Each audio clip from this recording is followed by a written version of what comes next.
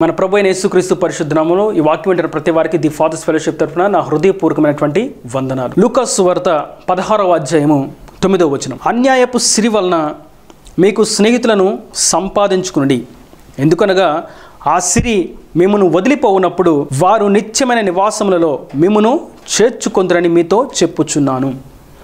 చదివిన వాక్య భాగంలో ప్రభు అక్కడ ఉన్నటువంటి జన సమూహమునకు ఒక ఉపమానాన్ని తెలియచేసి ఆ ఉపమాన సారమును వారికి వివరిస్తున్నాడు. ఇదిగో అన్యాయపు సిరి వలన మీరు స్నేహితులను సంపాదించుకునుడి, ఎందుకనగా ఆ సిరి మిమ్మును వదిలిపోవునప్పుడు వారు నిత్యమైనటువంటి నివాసములలో మిమ్మును చేర్చుకొందురు. ఆదికాండం నుండి ప్రకటన గ్రంథం వరకు ఎన్నో విషయాలు, అది ఎంతో నిగూఢమైనటువంటి ధననిధి. ఇంకా బైబిల్ గ్రంథానికి ఒక పేరు నా వ్యక్తిగతంగా నేను పెట్టుకున్నాను. ఇది సర్వజ్ఞాన గుప్త గ్రంథం. సర్వజ్ఞాన గుప్త గ్రంథం అనగా సమస్త జ్ఞానము గుప్తములైనటువంటి గ్రంథం, సమస్త మర్మములు రహస్యములు దాచి ఉన్నటువంటి ధననిధి. ఇందులో ఎన్నో విషయాలు మనం ధ్యానించాలి. నేడు ప్రభువు సెలవిచ్చినటువంటి మాట, అన్యాయపు సిరి వలన మీరు స్నేహితులను సంపాదించుకునుడి. ఈ అధ్యాయం చదువుతూ ఉన్నప్పుడు ఏదో సాదాసీదాగా చదువుకుంటూ వెళ్ళిపోవడం కాదు, కానీ అన్యాయపు సిరి చేత స్నేహితులను సంపాదించుకోవడం ఏమిటి? అసలు అన్యాయపు సిరి మంచిది కాదు కదా. అటువంటి సిరిని దేవుడే సంపాదించుకోమంటున్నాడు. ఎందుకని? మరియు అటువంటి సిరిని సంపాదించుకున్న చేత స్నేహితులను కూర్చుకోవచ్చు అని చెప్తున్నారేంటి? ఈ స్నేహితులు మనల్ని పరలోక రాజ్యాన్ని తీసుకువెళ్ళడం ఏంటి? ఇది ఎలాగ సాధ్యం? మరియు ఇంకో విషయాన్ని మనం చూస్తాం 11వ వచనంలో, కాబట్టి మీరు అన్యాయపు సిరి విషయంలో నమ్మకంగా ఉండని ఎడల సత్యమైన ధనమును ఎవరు మీ వశము చేయను? అసలు అన్యాయం సిరి చేతే మనం పరలోక రాజ్యానికి వారసులం అవుతాం, మనం వారి ఇళ్లలోకి వెళ్తామంటే ఇక సత్యమైన సిరి ఏంటి? సత్యమైన ధనము ఏంటి? అన్యాయపు సిరి వల్ల మనకి లబ్ధి చేకూరుతున్నప్పుడు ఇక సత్యమైన ధనంతో మనకు సంబంధం ఏముంది? ప్రభు అంటున్నారు, మీరు అన్యాయపు సిరి చేతనే మీరు స్నేహితులను సంపాదించుకోండి అనగా మనకు అర్థమైనటువంటి ఒక విషయాన్ని మీకు గుర్తు చేస్తాను. అన్యాయపు సిరి అంటే దొంగతనం చేయాలి, మోసం చేయాలి, వడ్డీ వ్యాపారం చేయాలి, లంచాలు తీసుకోవాలి, వాళ్ళని వెళ్ళి మోసం చేయాలి, లేనిపోని కబుర్లు చెప్పి భ్రమపరిచి వాళ్ళ మోసపుచ్చి వాళ్ళ దగ్గర ఉన్నటువంటి ధనమును మన సొత్తు చేసుకోవాలి, వారి ఇంటి స్థలాలు మన పేరు మీద రాపించుకోవాలి, వాళ్ళ పేర్లు తారుమారు చేసి వారి ఇంటిని కూడా మనమే స్వాధీనం చేసుకోవాలి. ఇది కదా అన్యాయపు సిరి. ఈ అన్యాయపు సిరి చేత ఇప్పుడు ఇలా వరదలు వచ్చినప్పుడు, లేంటే కరోనా వచ్చినప్పుడు, లేంటే తెగుళ్ళు వచ్చినప్పుడు, విపత్తులు వచ్చినప్పుడు ధనదత్రాలు చేస్తాం. ఇలాగ మనం చేయడం చేత మనం మంచోళ్ళుగా అందరికి కనిపిస్తాం. ఇది కదా అన్యాయపు సిరి చేత స్నేహితులను సంపాదించుకోవడం అంటే అని అనుకోవచ్చు, కానీ కానే కాదు. ఇక్కడ మనం గుర్తించాల్సింది ఒక 4 విషయాలు ప్రాముఖ్యంగా. అనేకమైనవి ఉన్నాయి, కానీ 4 ప్రాముఖ్యమైనటువంటి విషయాలు మీకు గుర్తు చేస్తాను. ఈ 2 వచనాలు అనగా 9వ వచనం మరియు 11వ వచనంలో చూస్తే అన్యాయపు సిరి అంటే ఏంటి, మరియు సత్యమైనటువంటి ధనం అంటే ఏంటి, మరియు నిత్య నివాసము అంటే ఏంటి, మరియు స్నేహితులు అంటే ఎవరు, ఈ విషయాలు మనం తెలుసుకుంటే ఈ వాక్య భాగం మనకు స్పష్టంగా అర్థమవుతుంది. ఈ 16వ అధ్యాయం, లోకంలో అన్యాయం చేత సిరిని సంపాదించుకునే వాళ్ళు, దాని చేత వ్యాపారాన్ని చేసేవాళ్ళు, దాని చేత స్నేహితులను సంపాదించుకునే వాళ్ళు చాలామంది ఉండొచ్చు. కానీ ప్రభు ఈ మాట అందరికీ కాదు, తన వాగ్దాన సంతతికి, తన స్వకీయ సంపాదనకి సెలవిస్తున్నాడు, మీరు అన్యాయపు సిరి చేత స్నేహితులను సంపాదించుకునుడి. ఇందుకీ ఈ అన్యాయపు సిరి అంటే ఏంటి? ఒక విషయాన్ని మీకు గుర్తు చేస్తాను. అన్యాయపు సిరి దేనికి సాదృశ్యంగా ఉందంటే లోకంలో ఉన్నటువంటి సంపద. ఒక విషయాన్ని చెప్పాలంటే ఈ లోకంలో మనం సంపాదించుకునేటువంటి ధనం ఏదైతే ఉందో, కరెన్సీ, రూపాయలు, మన భారతదేశంలో రూపీ అనేటువంటి ఈ ధనమును, కరెన్సీని దేవుడు సృష్టించలేదు. అసలు దేవుని సృష్టిలో లేనే లేదు. ఇది సాతాను సంబంధమైనటువంటి సాతాను యొక్క ఆలోచన చేత ఈ ధనం అనేది బయటకు వచ్చింది. ఇప్పుడు ఈ సిరి అన్యాయం ద్వారా వచ్చింది, అనగా సాతాను యొక్క ఆలోచన నుండి పుట్టుకొచ్చింది. ఇవన్నీ జనులను పాడు చేసే, జనులను దానికి బానిసలుగా చేసేటువంటి ప్రతి క్రియ సాతాను గారి ద్వారా వచ్చిందే. ఇవి మనుషులను బానిసలుగా చేసి వేస్తాయి. ఏంటిది? కోపం, ధనం, గర్వం, అహంకారం, అతిశయం, వారి అందం, వారి యొక్క ఉద్యోగం, వారి యొక్క వ్యాపారం, ఇవన్నీ సాతానుగాడు ఒక కీలా చేసేసి వాళ్ళని దానికి బంధించేసి వాటితో అంటుకట్టేసి ఇది లేకపోతే నీ జీవితం లేదు అనేటువంటి స్థాయికి తీసుకొస్తారు. ఇంకా చాలా చోట్ల చూస్తుంటే ఒక స్త్రీ అయితే యవ్వన పురుషుడిని, ఆ పురుషుడు లేకపోతే నేను ఉండలేను అంటది, లేదా ఆ పురుషుడిని చూస్తే ఆ స్త్రీ లేకుండా నేను ఉండలేను అనగా ఇవన్నీ సాతాను చేత వచ్చినటువంటి సిరులు, లోక సంబంధమైనటువంటి సిరి. ఇది అన్యాయపు సిరి. ఈ సిరిని సంపాదించుకోవడం చేత మీరు స్నేహితులను పొందుకుంటారు. ఎలాగా ఈ అన్యాయపు సిరిని మనం పొందుకోవడం ఎలాగా? వాక్యం స్పష్టమైనటువంటి వివరణ ఎలా ఇస్తుంది అని అంటే, ఈ అన్యాయపు సిరి లోకంలో ఉన్నటువంటి ధనం అని మనం ఒక ఉదాహరణ చూసాం. ఈ ధనమును, ఈ లోకంలో ఉన్నటువంటి విషయాలను, వస్తువులను మనం దేవుని కొరకు వాడాలి, దేవుని కొరకు మాత్రమే వినియోగించాలి. మన అవసరతలు మరియు దేవుని యొక్క పని. దీనికి మించి వీరి సుఖభోగాల కొరకు వినియోగిస్తే అది వీరిని బానిసలుగా చేసి అది లేకుండా వీరు లేరు అనేటువంటి స్థాయికి తీసుకువెళ్ళి అది లేని సమయంలో వీరి జీవితాలు అక్కడతో ఆకస్మికంగా ముగించి వేసేటువంటి స్థితికి సాతానుగాడు తీసుకువెళ్తాడు. కారణం ఇది అన్యాయపు సిరి. అయితే నేడు మనం ఒక స్పష్టమైనటువంటి వివరణను తెలుసుకుందాం. అన్యాయపు సిరి అనగా వాక్యానుసారంగా దావీదు అంటాడు, నేను నా తల్లి గర్భంలో పాపంలోనే జన్మించాను, నేను పుట్టుకతోనే పాపిని. అంటే ఒక పాపము చేత, ఒక అన్యాయము చేత ఒక సిరి వచ్చింది. ఏంటంటే మనిషి దేహం. ఈ అన్యాయము చేత వచ్చినటువంటి సిరి మనిషి జననం. ఈ జననం అన్యాయము చేత వచ్చినటువంటి జననం. అయితే ఈ సిరి దేహానికి సంబంధించింది. ఒక ఉదాహరణ, ఈ దేహం అన్యాయము చేత మనకి ఈ లోకంలో మనకు అనుగ్రహించబడినటువంటి సిరి. ఈ సిరిని మనం దేవుని కొరకు వాడాలి. ఇప్పుడు లోకంలో ముందర మనం చూసాం, లోక సంబంధమైనటువంటి సిరి దేవుని కొరకు ఖర్చు చేయాలని. అయితే దానికంటే ప్రాముఖ్యమైనటువంటి విషయం, సత్యమైనటువంటి వివరణ వాక్యం మనకు సెలవిస్తుంది. అన్యాయపు సిరి అనగా మన దేహం. మరి ఇంకా మనం చూస్తే ఇర్మియా ప్రవచన గ్రంథంలో ఈ హృదయం కపటమైనటువంటి ఘోర వ్యాధి కలిగింది, మోసకరమైనది అనగా ఈ సిరి మోసమైనది, అన్యాయంతో కూడినది, కపటమైనది అని వాక్యం సెలవిస్తుంది. ఇందుకు మనం చూస్తాం తెలుగులో అన్యాయపు సిరి అని, ఇన్ ఇంగ్లీష్ మనం చూస్తాం అన్రైటస్ వెల్త్ అనగా అన్యాయపు సిరి. మరియు మనం గాడ్స్ వర్డ్ అనేటువంటి ట్రాన్స్లేషన్లో మనం చూస్తే డిజానెస్ట్ వెల్త్ అనగా మోసపూరితమైన కపటమైనటువంటి సిరి, మోసము చేత కపటము చేత సంపాదించేటువంటి సిరి. అయితే ప్రభు అంటున్నారు, ఈ సిరి చేత మీరు స్నేహితులను సంపాదించుకుని. అనగా ఏ స్నేహితులను సంపాదించుకోవాలి? వాక్యం హోషే ప్రవచన గ్రంథంలో మనం చూస్తాం, నిజమైనటువంటి స్నేహితుడు ఎవరో కాదు, మన ప్రభు అయినటువంటి యేసుక్రీస్తు. ఈ అన్యాయపు సిరి చేత ప్రభువును మనం సంపాదించుకోవాలి. ఎలాగ సంపాదించుకోవాలి? ఈ అన్యాయపు సిరిని దేవుని దగ్గర మనం ఇచ్చేసేయాలి. ఎలాగా? ప్రభువా, ఇప్పటి వరకు నా దేహాన్ని నేను పాపానికి, లోక ఇచ్చలకు, తుచ్చమైనటువంటి అభిలాషలకు నేను వినియోగించాను. ఇక మీదట నేను నీ కొరకే, ఇప్పటి వరకు నేను అన్యాయంగా ఉన్నాను, కానీ ఈ సిరి నాకు వద్దు ప్రభువా. ఈ దేహం, ఈ కోరికలు, ఈ తలంపులు, ఆలోచనలు, పాపభూయిష్టమైనటువంటి క్రియలు నాకు వద్దు ప్రభువా అని ప్రభు దగ్గరికి వెళ్ళి ప్రభువును మనం పొందుకుంటే, అనగా ఆయన రక్తంలో మనం కడుగబడితే, యేసుక్రీస్తు నోటితో ఒప్పుకొని హృదయం ముందు విశ్వసిస్తే, మన పాపంలో ఎదుట ఒప్పుకొని మారు మనసు పొందుకుంటే, పశ్చాత్తాపడితే ప్రభు మనకి స్నేహితుడిగా మార్చబడతాడు. ఇప్పుడు వాక్యం సెలవిస్తుంది, ఈ అన్యాయపు సిరి చేత మీరు స్నేహితులను సంపాదించుకోండి. ఈ స్నేహితులు మిమ్మల్ని ఎక్కడ తీసుకువెళ్తారంటే, ఇక్కడ చూస్తాం మనం, వారు నిత్యమైనటువంటి నివాసంలో మిమ్మల్ని చేర్చుకుంటారు. అనగా క్రీస్తును మనం స్నేహితుడిగా కలిగి ఉంటే మనల్ని ఆయన నిత్యమైనటువంటి నివాసం అనగా పరలోక రాజ్యం, ఈ పరలోక రాజ్యానికి మనల్ని వారసులుగా, హక్కుదారులుగా చేసుకుంటాడు. అయితే ఈ అన్యాయపు సిరి చేత స్నేహితులను సంపాదించుకోవడం సాధారణమైనటువంటి విషయం కాదు. ఇదిగో నేను ఈ రోజు నుంచి ఈ మందు మానేస్తున్నాను, ఈ రోజు నుంచి సిగరెట్ మానేస్తున్నాను, ఈ రోజు నుంచి నేను పాపము క్రియేట్ చేయను, ఈ రోజు నుంచి నేను అన్యాయం చేయను, ఈ రోజు నుంచి నేను దొంగతనం చేయను, ఈ రోజు నుంచి ఈ పాపము చేయనటువంటి చెప్పిన ప్రతి వారు ఈ అన్యాయపు సిరి చేత క్రీస్తును పొందుకోవాలి. ఇక నేను క్రీస్తుతోనే ఉంటాను, ఆయన రక్తంలో కడగబడతాను, ఆయన కొరకు నేను జీవిస్తానని చెప్పిన వారు సులువుగా రెండో రోజు పడిపోతారు.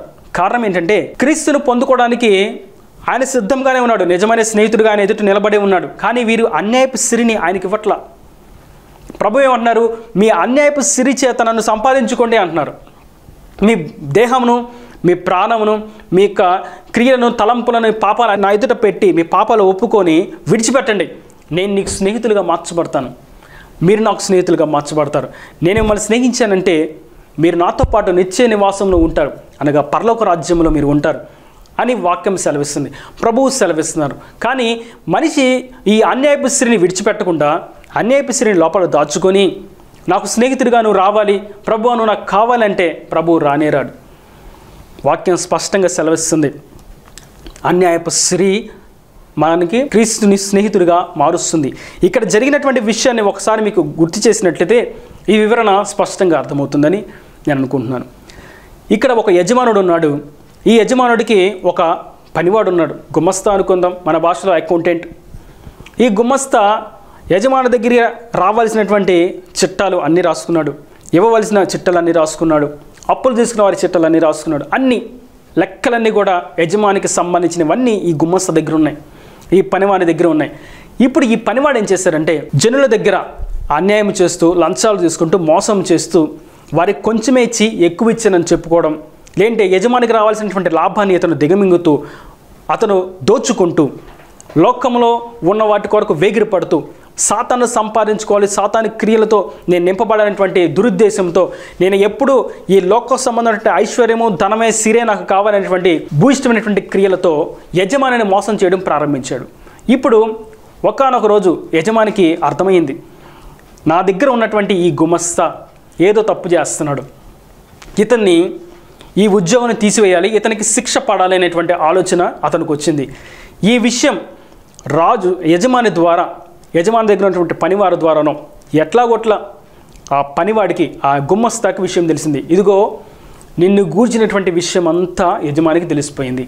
ఇప్పుడు నిన్ను పిలుస్తాడు, నిన్ను పిలిచి నీ దగ్గర రావాల్సినటువంటి మొత్తం సిరిని లాబడతాడు, తర్వాత నిన్ను శిక్షిస్తాడు, నీకు ఇక ఉద్యోగం ఎక్కడే కాదు ఎక్కడ లేకుండా చేస్తాడు అనేటువంటి మాట అతనికి అర్థమైంది, వినిపించింది, అర్థమైంది. వెంటనే ఇతను ఏం చేశాడంటే యజమాని దగ్గర డబ్బులు తీసుకున్న వారందరినీ పిలిచి, అరే నువ్వు సార్ దగ్గర ఎంత డబ్బు తీసుకున్నావు? 10,000 తీసుకున్నాను గారు. 10,000 తీసుకున్నావా? లేదు, 5,000 తీసుకున్నానని చెప్పు, సరేనా అని చెప్పి 5,000 కొట్టేసి 5,000 రాసి ఇచ్చాడు చీటీ. అంటే ఇప్పుడు ఏంటి అర్థం? అతడు 10,000 తీసుకున్నాడు, కానీ 5,000 తీసుకున్నానుగా చెప్పు, నేను నీకు 5,000 అని రాస్తాను. ఎందుకని సార్? నేను నీకు మంచోని, నేను నీకు మంచి చేస్తున్నాను, నేను నీకు సహాయం చేస్తున్నాను అని అతనికి 5,000 తగ్గించి 5,000 రాశాడు. ఇంకోటి వచ్చాడు, నువ్వేం తీసుకున్నావు? 2,000 తీసుకున్నా. 2,000 కాదు 200 తీసుకున్నానని చెప్పు, నీకు 1,800 తగ్గించేస్తున్నానని చీటీ 200 రాసి ఇచ్చాడు. ఇలా ప్రతి వాడిని పిలిచి ఎంత తీసుకుంటే అంతకి తక్కువ తక్కువ తక్కువ తక్కువ రాసి అందరినీ ఇతను మంచి స్నేహితుడిగా మార్చబడిపోయాడు. కారణం ఏంటంటే ఈ యజమాని దగ్గర నాకు ఉద్యోగం ఎలాగో పోయిద్ది, నన్ను ఎలాగో శిక్షిస్తాడు, నాకు ఎక్కడ కూడా ఉద్యోగం రాదు, కాబట్టి నేను బయటికి వెళ్తే నాకు కాస్తంత 4 ముద్దలు పెట్టేవాళ్ళు ఉండాలిగా, నేను అలా వెళ్తే నన్ను పలకరించి కాస్త మంచిలు ఇచ్చేవాళ్ళు ఉండాలిగా. ఇప్పుడు వీళ్ళందరి దగ్గర నేను మంచోడిని అయిపోయాను. ఇప్పుడు యజమాని నన్ను ఉద్యోగం నుంచి తీసివేసినా నేను బయటికి వెళ్తే వీరు నన్ను ఆదరిస్తారు. ఇదిగో ఈయన నాకు 5,000 10,000 ఇవ్వాల్సి అయితే 5,000 ఇవ్వమని చెప్పాడు, ఇదిగో ఈయన 2,000 ఇవ్వాల్సి వస్తే 200 ఇవ్వమని చెప్పాడు, ఇదిగో ఈయన ₹1,00,000 ఇవ్వాల్సిన చోట 70,000 ఇవ్వమన్నాడు, ఇతను చాలా మంచివాడు, నాకెంతో మేలు చేశారని జనులు ఇతను మంచివాడు అనుకొని అతనికి స్నేహితులుగా మార్చబడటానికి ఇతడు ప్రయత్నం చేశాడు. ఇది జరిగినటువంటి విషయం. ఈ ఉపమానాన్ని ప్రభువు సెలవిచ్చి ఒక లోక సంబంధమైనటువంటి వ్యక్తే తాను ఇక శిక్షకు గురైపోతాను, ఇక నాకు ఏమాత్రం నిలవనీడ ఉండదు, ఇక నాకు శిక్షే తథ్యం, నా మీద నేరస్థాపన జరిగింది, నాకు ఖచ్చితంగా దీనికి తగిన పనిష్మెంటు, ప్రతిఫలం యజమాని నాకు ఇస్తాడు, నాకేదో ఉంది అనుకొని భయపడిపోయి చుట్టూ ఉన్నవారిని మంచి చేసుకోవడానికి ప్రయత్నం చేశాడు.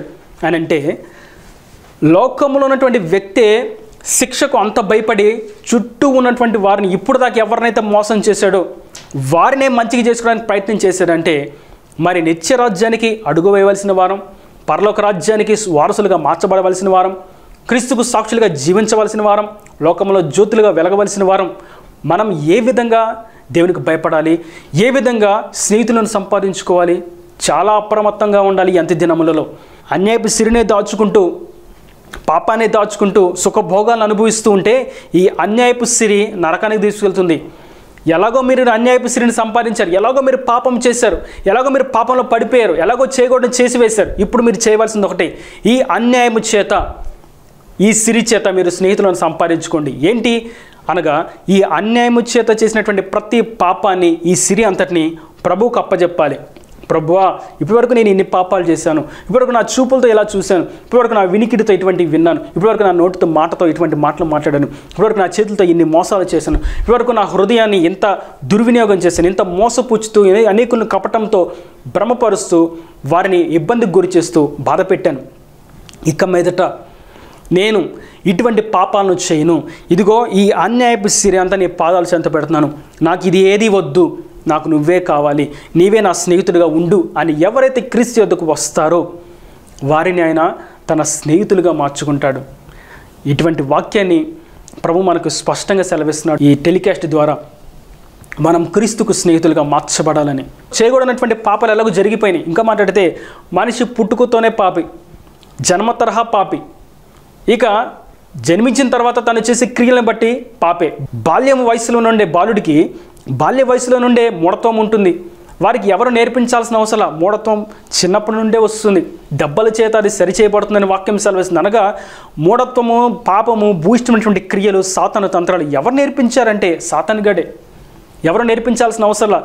ఇప్పుడు ఈ పాపపు సిరి ఎలాగో వచ్చేసింది, పాపం ఎలాగో లోపలికి వచ్చేసింది, మనం పాపులుగా మార్చబడిపోయాం. ఇప్పుడు చేయవలసిందల్లా ఒకటే, ఇదిగో ప్రభువా, ఇక ఈ సిరినంతా నీ పాదాలు చెంత పెడుతున్నాను. ఇక ఈ సిరి నాకు వద్దు, ఈ లోకంతో నిమిత్తము నాకు లేదు, ఈ పాపపు లోకము నాకు వద్దు, ఇక మీద నీవే నాకు స్నేహితుడిగా ఉండాలని ఎవరైతే వారి సిరినంతా, వారి పాపాన్నంతా, వారికి క్రియలనంతా దేవుని ఎదుట ఒప్పుకొని పశ్చాత్తాపడి విడిచిపెడతారో వారిని ఆయన స్నేహితులుగా మార్చుకుంటారు.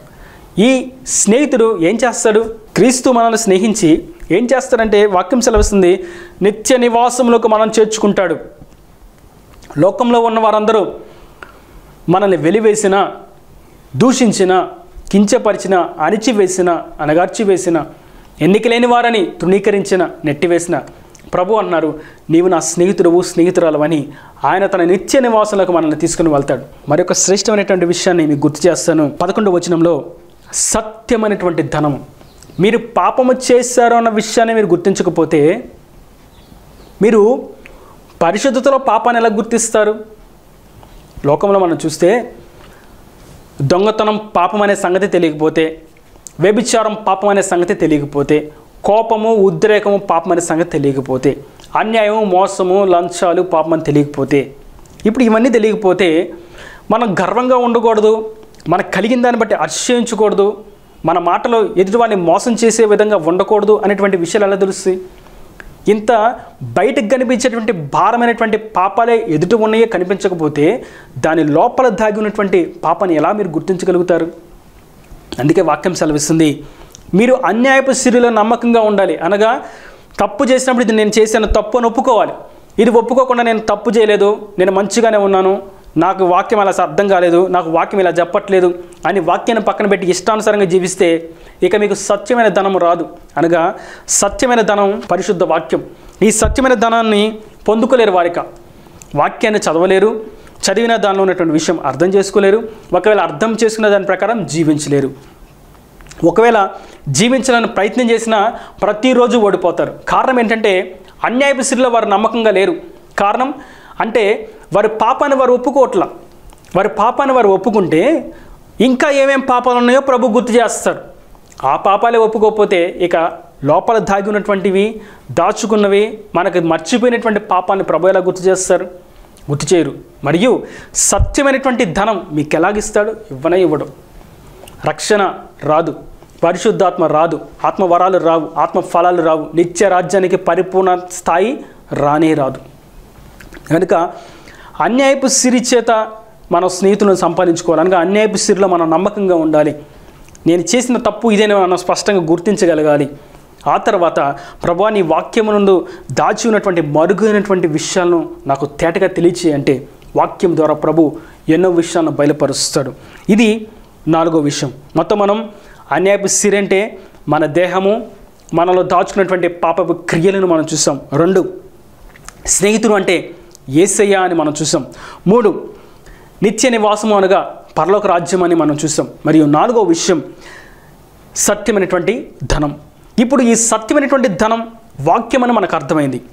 అయితే ఈ సత్యమైనటువంటి ధనమును దేవుడు మనకు అనుగ్రహించాలి. బైబిల్ అందరి దగ్గర ఉండిద్ది, దానిలో అనుమానం లేదు. అయితే ఈ సత్యమైన ధనం బైబిల్ ఉంటే సరిపోదు, బైబిల్లో దాచబడి ఉంటే సరిపోదు. ఈ ధనం ఎక్కడికి రావాలంటే మనలోకి రావాలి.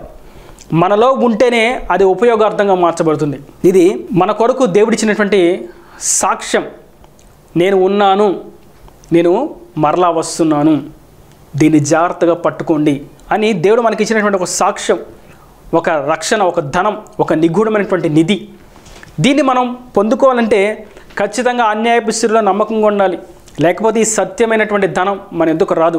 చేతిలో బైబిల్ ఉండొచ్చు, చిన్న బైబిల్ తీసుకొని జేబులో పెట్టుకొని ఉండొచ్చు, లేదంటే కారులోనో, వెహికల్లోనో, స్కూటీలోనో, బైక్లోనో పెట్టుకో ఉండొచ్చు. కానీ హృదయంలోకి మాత్రం ఆ ధనం రాదు. సత్యమైనటువంటి ధనం మీకు నేను చెందనేమను అంటాడు ప్రభు. ఎందుకంటే మీరు పాపి అన్న సంగతే మీరు గుర్తించకపోతే, మీరు అన్యాయపు సిరి అన్న సంగతే మీరు గుర్తించలేకపోతే, మీకు సత్యమైనటువంటి ధనాన్ని నేను ఎలా మీకు అప్పగిస్తాను? ఒకప్పుడు మోసం చేసావు పలానా బ్యాంకులో, ఇప్పుడు నేను మోసం చేశాను, ఈసారి అలా చేయను అని ఒప్పుకుంటే, ఈసారి చేయాలంటే ఒక అవకాశం ఇద్దామని ఒక అవకాశం ఇవ్వచ్చు.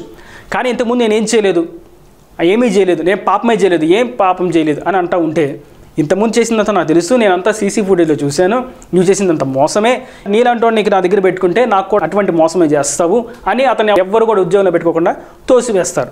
కారణం ఏంటంటే తాను చేసినటువంటి పాపం అందరి దగ్గర ఒప్పుకోవాలి, తన పాపం క్రీస్తు ఎదుట ఒప్పుకోవాలి. అప్పుడే సత్యమైనటువంటి ధనాన్ని మనకిస్తాడు. ఈ సత్యమైన ధనం మనకు లేకపోతే సమస్య ఏంటి అని అనుకోవచ్చు. ఈ సత్యమైనటువంటి ధనం మనతో లేకపోతే మనకి దేవుని యొక్క మార్గం ఏంటో తెలియదు, సత్యం అంటే ఏంటి తెలియదు, ఉపదేశం అంటే ఏంటి తెలియదు, జీవ మార్గం అంటే ఏంటి తెలియదు, ఆత్మ అభిషేకం ఎలా ఉంటుందో తెలియదు, దేవుని యొక్క ఉద్దేశం ఏంటి తెలియదు, దేవుని యొక్క తలంపులు ఏంటి తెలియదు, దేవుని యొక్క రాజ్యం ఎలా ఉంటుందో తెలియదు. ఇవన్నీ మనం గ్రహించలేం. ఈ సత్యవాక్యము చేతనే, ఈ సత్య ధనము చేతనే మనం సమస్తమును గ్రహించగలుగుతాం. అందుకే ఈ విలువైనటువంటి గ్రంథాన్ని ప్రభు మన చేతిలో పెట్టారు. ఆదికాండం నుంచి ప్రకటన గ్రంథం వరకు ఇందులో దాగి ఉన్నటువంటి ధనం ఎంత దాచుకున్నా సరే, ఎంత మనం తీసుకున్నా సరే తరగకుండా వస్తూనే ఉంటుంది. ఇప్పుడు అన్యాయపు సిరి అనేటువంటి విషయాన్ని మనం ధ్యానిస్తున్నప్పుడు కొన్ని విషయాలు మనం ధ్యానించాం. అన్యాయపు సిరి అంటే మన దేహం అని, మరియు స్నేహితుడు అంటే యేసయ్య అని, నివాసం అంటే పరలోకమని, సత్యమైనటువంటి ధనం అంటే వాక్యం అని మనం తెలుసుకున్నాం. తర్వాత తరంలో ఇదే వాక్యం మరలా క్రొత్తగా ప్రభు ఇస్తాడు. అప్పుడు వారికి మరొక కనువిప్పు, మరొక ప్రత్యక్షత వారికి వస్తుంది. కారణం ఏంటంటే ఇది ఒక సత్యమైన ధనం. ఈ ధనం ఒక నాణ్యం వాడితే మరొక నాణ్యం ఉంటుంది. ఇది ఒక అక్షయ పాత్ర, ఇది ఒక ధన నిధి. దీనిలోంచి మనం తీసుకుంటూ వాడుకోవడమే తప్ప ఇందులో ధనం ఎప్పుడు కరిగిపోదు. వాగ్దానాలు దినదినం వస్తూనే ఉంటాయి. అయితే వాగ్దానాలు పొందుకోవడానికి మనం దానితో ఉన్నటువంటి షరతులను అనుసరించి నడిస్తేనే వాగ్దానం నెరవేర్చబడుతుంది. ఒకవేళ ఆ షరతును మనం అనుసరించి నడవకపోతే వాగ్దానం రానే రాదు. దానికి సరైనటువంటి నిర్వచనం ఇవ్వాలంటే ద్వితీయోపదేశకాండం 28వ అధ్యాయంలో మనం చూస్తాం.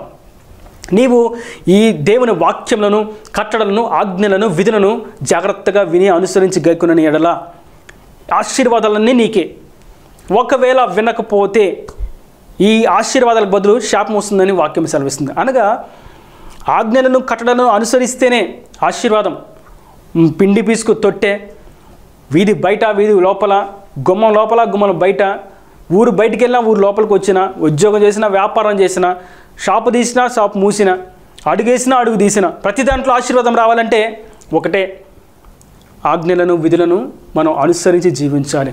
ఒకవేళ ఈ షరతును పక్కన పెడితే నిధి మాత్రమే ఉంటుంది, చేతిలో మాత్రమే ఉంటుంది, ఈ ధనం ఉపయోగానికి రాదు.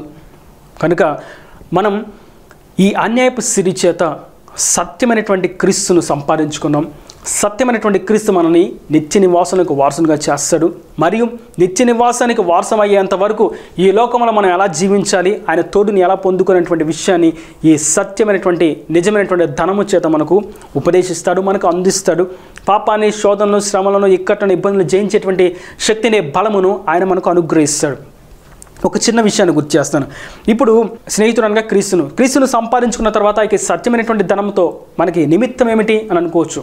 నిజమే, అన్యాయపు సిరి మన పాపాలన్నీ ఒప్పుకున్నాం, దేవుడు స్నేహితుడిగా మార్చబడ్డాడు, కరెక్టే, సరే. కానీ ఇక మీద జీవించే జీవితం ఎలా జీవించాలి అనేటువంటి విషయం మనకు ఎలా అర్థమవుతుంది?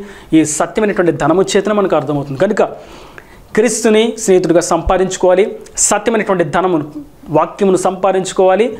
ఎప్పుడు అంటే మన అన్యాయపు సిరి చేత మన పాపమును ఆయన చెంత పెట్టి మన ప్రతి అవిధేయతను ఒప్పుకుంటూ పశ్చాత్తాపడుతూ విలపిస్తూ ఏకమైతే ఈ పాపము చేయను అని దేవుని తీర్మానం చేసుకుంటూ ఒక నిబంధనతో దృఢమైనటువంటి సంకల్పంతో దేవుని కొరకు సాక్షులు జీవించడానికి ఆయన రక్తంలో కడగబడిన వారుగా, పరిశుద్ధాత్మతో నింపబడిన వారుగా, క్రీస్తు రాజ్యం కొరకు వారసులుగా మార్చబట్టుకు నిత్య నివాసానికి చేర్చబడేంత వరకు పరిపూర్ణతకు సాగిపోయేవారుగా నడవాలని ప్రభు వాక్యం మనకు సెలవిస్తూ ఉండగా మనం నిజమైనటువంటి సత్యధనం పొందుకుందాం, క్రీస్తుని స్నేహితుడిగా పొందుకుందాం, నిత్య రాజ్యానికి వారసులుగా మార్చబడదాం, అన్యాయపు సిరిని ఆయనకు అప్పగించి వేస్తాం. ఈయన దేవుని మాటల ప్రతి వాని హృదయంలో నీరుకట్టి ఫలింపు చేయను గాక.